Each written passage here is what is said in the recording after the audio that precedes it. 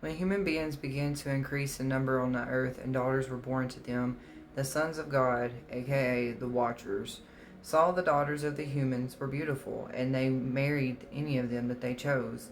Then the Lord said, My spirit will not contend with humans forever, for they are mortal. Their days will be 120 years. Because if you think back to in the Genesis times, everybody was living like 900 years. The Nephilim were born, aka the giants, on the earth in those days and also afterwards. Think back to David and Goliath. When the sons of God went to the daughters of humans and had children by them, they were the heroes of old, men of renown. Depending on what version of the Bible you're reading, they'll tell you that they were famous warriors too.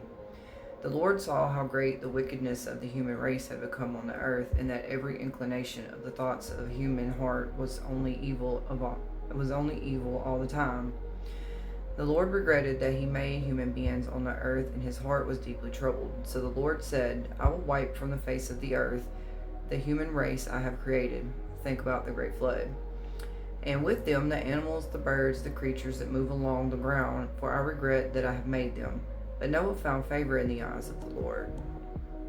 And then if you skip to 2 Peter 2, verse 4 and 5, it wasn't just the humans. He was fed up with the angels that came down here and messed things up too. He said, when angels sinned, God did not let them go free without punishment. He sent them to hell. He put those angels in caves of darkness, where they are being held until the time when God will judge them.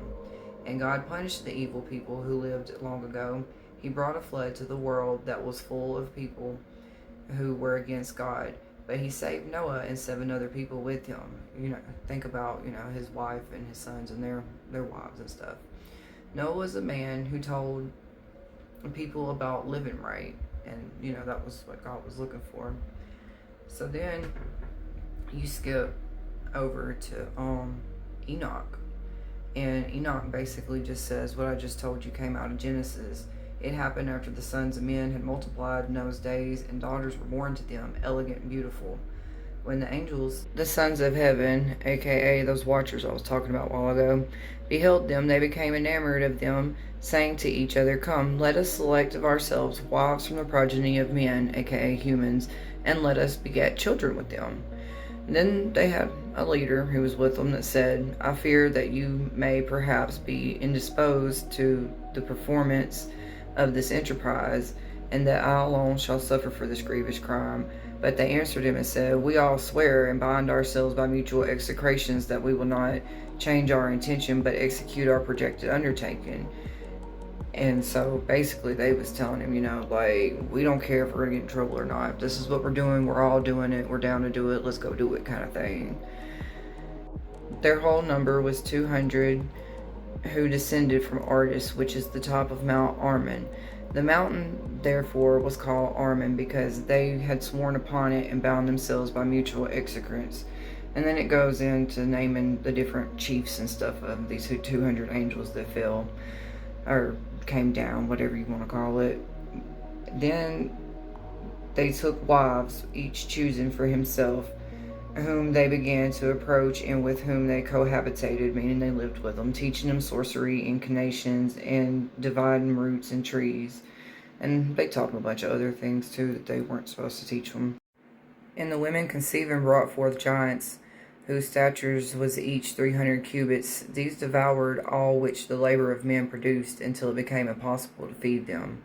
When they turned themselves against men in order to devour them, and began to injure birds, beasts, reptiles, fish, and eat their flesh, one another, and drink their blood, then the earth reproved them right. Impiety increased, fornication multiplied, and they transgressed and corrupted all their ways.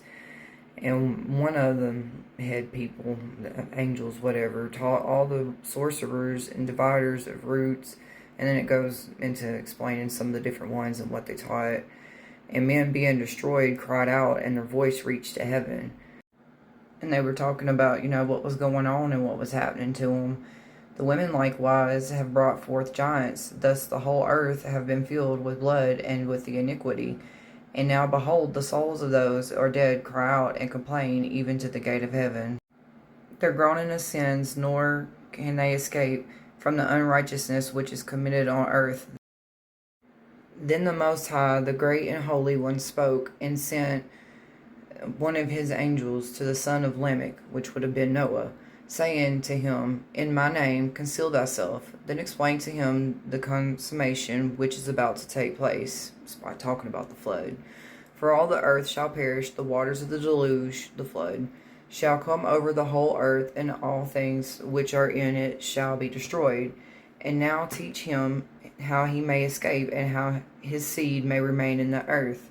Again, the Lord said to the archangel Raphael, Bind up Azazel, which was one of these head angels that got all these other ones to rebel, hand and foot, and cast him into darkness, open in the desert, which is in, y'all don't, I might mess this up, Dubdale. Cast him there, throw upon him hurled and pointed stones, covering him with darkness.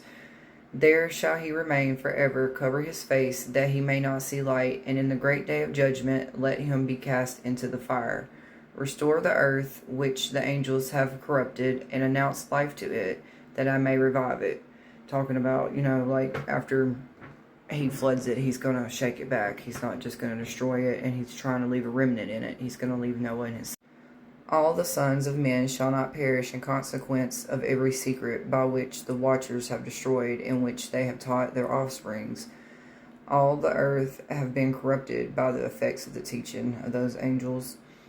To him, therefore, ascribe the whole crime, talking about Azazel. And he told Gabriel, his other archangel, to go to the biters, to the reprobates, to the children of fornication, speaking about these Nephilims, and destroy the children of fornication, the offspring of the watchers from among them. Bring them forth and excite them one against the other, and let them perish by mutual slaughter. So basically, kind of like what it speaks about in Revelation, about when the people are going to fight each other, and blood being, on up to the bridle and all that stuff. Basically, they're going to, they excited the Nephilims against each other, and they fought each other until there wasn't none of them left, basically. And that was part of the punishment for what they were doing, because they were never even supposed to exist.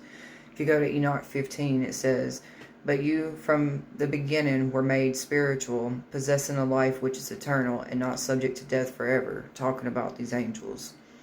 Therefore I made not wives for you, because being spiritual your dwelling is in heaven. Now the giants who have been born of spirit and of flesh shall be called upon earth evil spirits. And on earth shall there be habitation, evil spirits shall proceed from their flesh. So, if you think back, Jesus was casting out evil spirits and stuff when he was here talking to the people. And if you think about the story when they got cast into the pigs that went and drowned themselves and all that stuff. Because they were created from above, from the holy watchers was their beginning and primary foundation. Evil spirits shall they be upon earth, and the spirits of the wicked shall they be called. The habitation of the spirits of heaven shall be in heaven. But upon earth shall be the habitation of terrestrial spirits who are born on the earth. And I looked up that word terrestrial. It basically just means inhabitants of the earth. The spirits of the giants shall be clouds, which shall oppress, corrupt, contend, and bruise upon the earth. Again, like I mentioned, the ones that were tormenting people that were getting cast out and all that stuff back in Jesus' time type.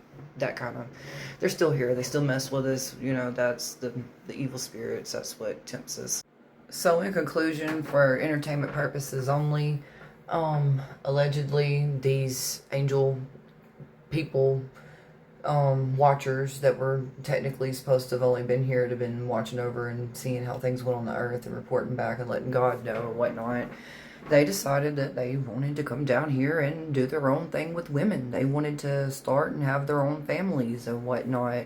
And because they done that, they not only were they sinning, but they were teaching them things that they weren't supposed to know. We were never supposed to have the capability or the technology or the ideas or any of those things. So they were wiped out during the flood. All that stuff was supposed to have been erased and whatnot, but as we know, they didn't completely go away.